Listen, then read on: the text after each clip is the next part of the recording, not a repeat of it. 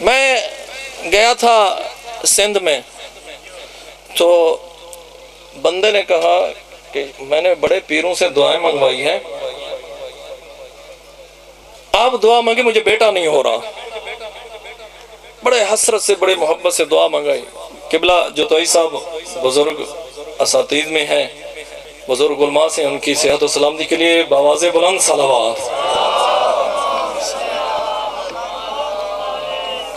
ہے تو جسارت، قبلہ صاحب بیٹھے ہیں، قبلہ انیس صاحب بیٹھے ہیں، لیکن سبق کی طرح میں اپنے اساتید اور بزرگان کے ہاں یہ تھوڑا سا اپنا ذکر پیش کروں گا۔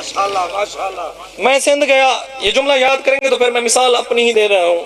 تو پھر وہ انہوں نے دعا منگائی، میں کہا 4-5 بیٹیاں فلاں پیر سے دعا منگا لی، فلاں پیر سے دعا منگا لی، فلاں پیر سے دعا منگا لی، تو میری دعا قبول نہیں ہو رہی، بیٹا نہیں پیدا ہوا۔ 4-5 بیٹیاں، آپ دعا مانگے بیٹا پیدا ہوگا۔ میں نے جو دل سے دعا مانگی، اب مجھے نہیں پتا کہ میرے اندر کوئی چیز تھی یا نہیں تھی، لیکن اللہ نے اس وقت سن لی، بیٹا پیدا ہو گیا۔ اب میں وہاں مشہور ہو گیا ہوں، بھئی اس نے مجھے بیٹا دیا ہے، توجہ، اس نے صداقہ شاہ نے مجھے بیٹا دیا ہے۔ ہندو بھی زیادہ ہیں، میں نے ہندو سے پوچھا، میں نے کہا ذرا بتا، بہت سارے بھگوان سنتے ہیں، تمہارا بھگوان کون سا ہے؟ وہ کہتا ہے حسین کی اولاد آپ ہمارے بھگوان ہیں، اور کون بھگوان ہے؟ یہ جملہ ذرا یاد رکھنا ہے۔ آؤ ذرا دیکھیں، پیغمبر نے کہا کہ میں تم جیسا بشر ہوں۔ ملا سمجھنے لگا کہ ہم بھی پیغمبر جیسے ہیں۔ بدبخت آ اس بات سے ذرا سمجھ، پیغمبر نے یہ کیوں کہا؟ تیری تو جرت نہیں تو پیغمبر جیسا ہو سکے، پیغمبر تم جیسا ہے، تم پیغمبر جیسے نہیں۔ آؤ ذرا دیکھیں عرب کے دستور کو، اللہ نے یہ جملہ کہہ کے اپنی توحید کو بچایا ہے۔ یہ کیسی توحید بچی؟ کہا ہے کہ پیغمبر کہہ دے کہ میں تم جیسا ہوں، اس سے توحید بچے گی۔ کیسے توحید بچے گی؟ عرب کے بدو ایسے تھے، اگر کسی پیر سے دعا قبول ہو جاتی تو اس کے بت بنا کے پوجا شروع کر دیتے۔ کبھی اپنے بڑے پہلوان کی پوجا، کبھی اپنے فن خان کی پوجا، کبھی کوئی مورکہ انجام دے دے تو اس کی پوجا شروع کر دیتے، کبھی کسی نے جنگ میں فتح کر لی اس کی پوجا، کبھی حلوے کا بت بنا کے اس کی بھی پوجا کر دیتے تھے۔ میں یہ کہوں گا کہ اللہ نے کہا کہہ دے پیغمبر کہ میں تم جیسا ہوں، توحید خدا بچتی ہے۔ کیسے توحید خدا بچتی ہے؟ عام پہلوان اگر ہوتا، کوئی کام انجام دیتا تو اس کا بت بناتے تھے، تو سوچ پیغمبر کیسا ہوگا؟ شجر کو حکم دیتا، شجر چلنا شروع کر دیتا، پتھر کلمہ پڑھنا شروع ہو جاتا، چاند 2 ٹکڑے ہو جاتا، مہتاب واپس آ جاتا۔ اتنی کمال دیکھ کے پیغمبر کے بت بنا کے پوجا شروع کر دیتے۔ اللہ نے کہہ دے میں تم جیسا بشر ہوں، میری پوجا نہیں کرنا، مجھ سے ہدایت لینا ہے۔ توجہ، جملہ سمجھ آیا ہے؟ اور پیغمبر نے یہ ایک جملے سے کہا، یہ کہا ہے کہ میں تم جیسا بشر ہوں۔ مولوی مسعود کہتا ہے ایک دن پیغمبر غسل کی حالت میں بسم اللہ نے کرے بھول کے نماز شروع کر دی ہے، اور تجھ جیسا نہیں ہے پیغمبر۔ اور توحید ایک جملے سے توحید بچتی ہے۔ ایک دفعہ بس بات ختم کر، یہی جملہ بات طولانی تھی کیونکہ آذان کا ٹائم قریب ہونے لگا ہے۔ حضرت یعنی ایک جملے میں حکمت خدا اور توحید کس طرح بچتی ہے۔ اللہ نے حضرت مریم کو کہا کہ بھی اپنے بچے کی ولادت باہر جا کے کرو، خانہ خدا سے باہر چلی جاؤ۔ باہر چلے گئے، کیوں یا اللہ؟ بچپن سے اسی اللہ کے گھر میں بچی پلی بڑی ہوئی، اب جب ولادت کا ٹائم ہوا آپ فرما رہے کہ باہر چلے جاؤ، فرمائے توحید کا مسئلہ بنتا ہے۔ توجہ، توحید کا مسئلہ بنتا ہے۔ کیا مطلب توحید کا؟ اگر حضرت عیسیٰ کی ولادت خانہ گھر میں ہو، خانہ خدا کے اندر ہوئی تو توحید کا مسئلہ بنتا ہے۔ تاریخ کو آگے بڑھائیں تو کہیں گے کہ یا اللہ، ایک ماں ہے جس کو باہر نکالا، کہا توحید، اس کو کعبے کے اندر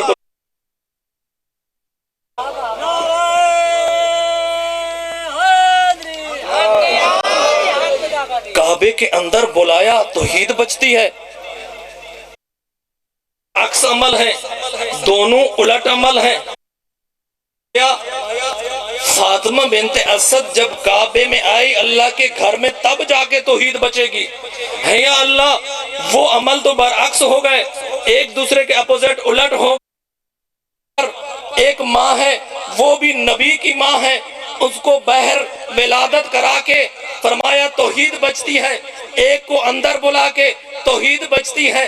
سمجھ نہیں آیا، دونوں الٹ عمل ہیں، ایک کو بلا کے توحید بچائی، ایک کو بہر نکال کے توحید بچائی، یہ کیسا عمل ہے ہم سمجھ نہیں سکے، آپ ہی بتائیے۔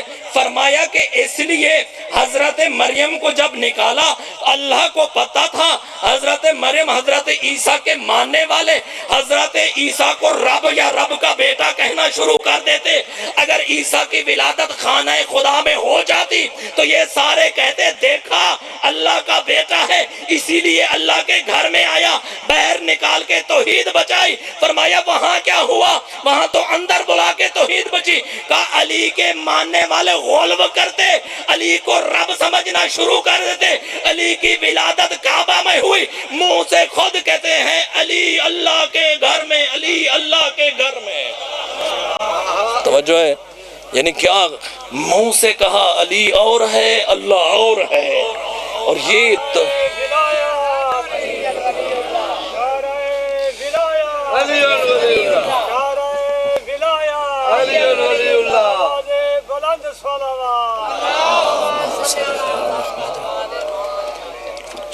ایک جملہ بعض روایات کے مطابق آج حضرت ابو طالب کی یوم وفات بھی ہے، فقط ایک جملہ حضرت ابو طالب کی۔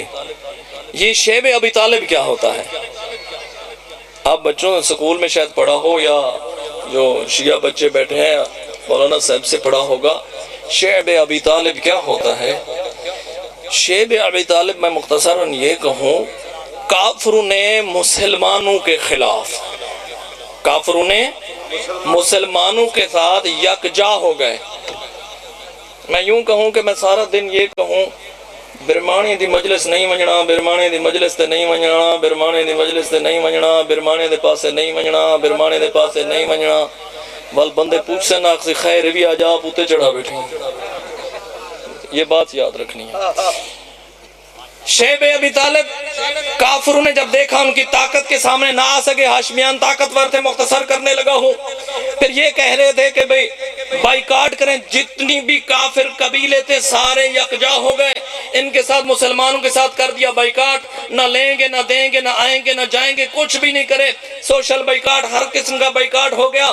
اب حضرت ابو طالب اپنی ایک زمین تھی جو پہاڑوں کے درمیان جس کو کہتے ہیں شیب ابی طالب، ان سب کو لے کے وہاں گئے، کہیں سے بھی جاتے گندم مہیا کرتے، کہیں سے جاتے کھانا مہیا کرتے، کہیں سے بھی جاتے ان کے لیے کھانا انتظام کرتے، ان کی حفاظت کرتے۔ توجہ چاہوں گا، اور ملا تو حضرت ابو طالب کے ایمان پر بات کرتا ہے، میں یوں کہوں گا کہ جب جی گئے تھے کس ڈر سے گئے تھے؟ یہ کیوں شیب ابی طالب گئے تھے؟ کافروں سے بچنے کے لیے گئے تھے۔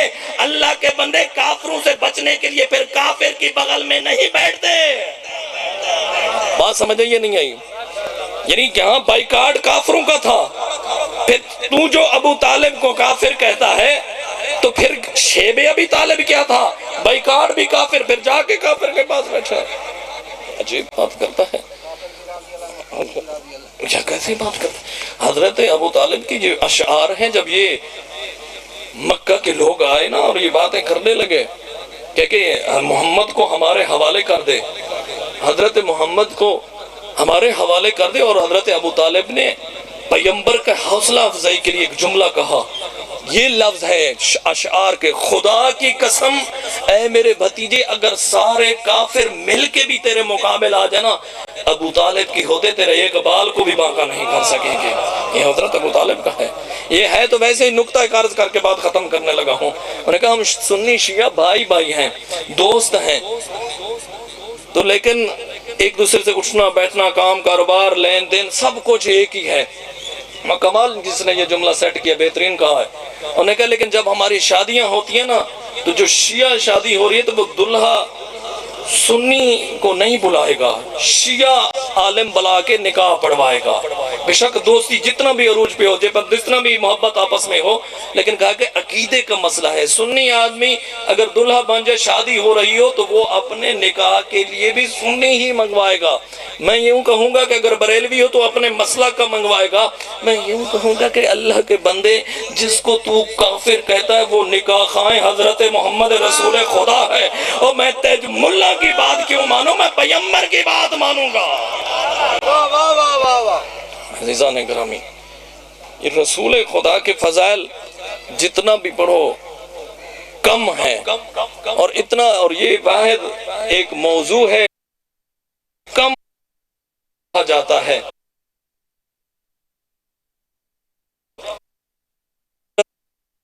اسلام سے پوچھا گیا کہ فضائل اور حسنہ کا جو کامل نمونہ ہے پیغمبر کے اخلاق اور اوصاف کو دو لفظوں میں بیان کیجئے، اور مولا نے ایک ہی جملہ فرمایا کہ تو اللہ کی نعمتوں کو شمار کر سکتا ہے؟ نے کہا میں نہیں کر سکتا اللہ کا۔ فرمایا کہ کیوں؟ جب خود اللہ نے چیلنج کر دیا، جب اللہ نے خود کہہ دیا کہ تو میری نعمتوں کو شمار نہیں کر سکتا تو میں نہیں کر سکتا۔ فرمایا اسی اللہ نے کہا ہے اسوہ حسنہ کا کامل نمونہ پیغمبر ہے، اس تک کوئی نہیں پہنچ سکتا۔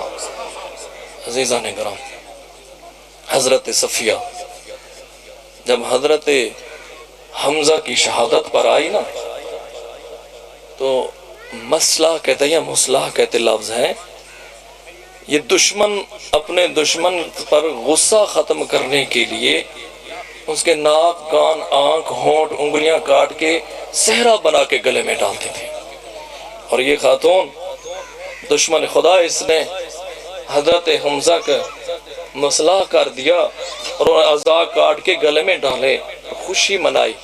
اور جناب صفیہ جب آ رہی تھی نا حضرت حمزہ کی لاش پر، اور پیغمبر رسول خدا نے یہی کہا کہ میری پھوپھی آ رہی ہے، جاؤ حمزہ کی لاش کو چھپا دو، کہیں دیکھ کے مر نہ جائے۔ جب یہ جملہ کہا نا کہیں مر نہ جائے، میں کہا یا رسول اللہ، ایک وقت وہ بھی تھا، اگر آپ ہوتے تو وہاں کیا ہوتا؟ جب زینب آئی نا بھائی کی لاش پر، جب بھائی کی لاش پر آئی نا، ہاتھ پسے گردن بندھے ہوئے تھے، اب بین پلانے اونٹوں سے بھائی کی لاش کے قریب سے جب گزرے نا، خود کو گرایا۔ تاریخ اس طرح کہتی ہے دو شخصیات، دو ذاتیں ایسی تھی جو منہ کے بل زمین پر گری۔ ایک عباس تھے، عباس تو اس لیے گرے نا، دونوں بازو کٹے ہوئے تھے، جب نیزہ لگا نا سنبھل نہ سکے، منہ کے بل زمین پر گرے۔ وہ پوچھو گے تو زینب کیسے گری تھی؟ اور زینب اس لیے منہ کے بل گری تھی جو ہاتھ پشت گردن بندھے ہوئے تھے، اور جب آئی نا بھائی کی لاش پر اور دیکھا بھائی نے کربلا کے 3 کفن پہنے ہوئے تھے، آگے کھڑی تھی، دیکھنا چاہتی تھی بھائی کا چہرہ، اور پیر مستانے سننے والے بزرگ بیٹھے ہو، کہو گے حسین کا تو لباس بھی چھین گئے، اور کون سے 3 کفن تھے؟ سنو گے کون سے 3 کفن تھے؟ ایک کربلا کے پتھروں کا کفن تھا، ہاتھ تو بندھے ہوئے تھے، کونیوں سے ہٹانا شروع کیا، اور دوسرا ٹوٹی ہوئی تلواروں کا، اور تیسرا کرب گلا کی گرم ریت کا، ہٹاتے ہٹاتے جب چہرے تک پہنچی نا، اور میں کہوں گا آقا زادی آپ بھائی کا چہرہ نصیب ہوا یا نہیں؟ دیکھا بھائی کا کٹا ہوا گلا، اور بین بلند کیا، اور تو میرا بھائی حسین ہے، اور جس کے گلے پہ محمد بوسے دیا رکھتے تھے، اور جس کے چہرے پہ پیغمبر، اب کٹے ہوئے گلے سے آواز آئی، اور کیا تو میری بہن زینب ہے؟ اگر زینب ہے تو تیرے سر کی چادر کہاں ہے؟ اور جس کا نگران عباس